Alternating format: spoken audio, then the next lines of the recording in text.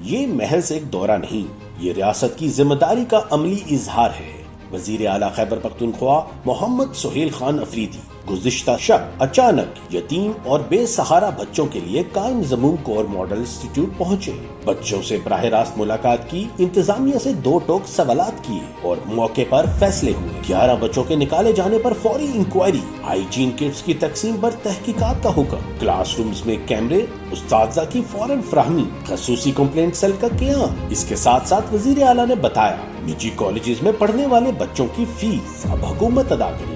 ایٹا merit scholarships میں خصوصی quota ہوگا، اکاؤنٹس اور وظیفہ نظام کو مکمل ڈیجیٹل کیا جائے گا۔ کالج اور سپورٹس اکیڈمی جانے والے بچوں کے لیے ٹرانسپورٹ۔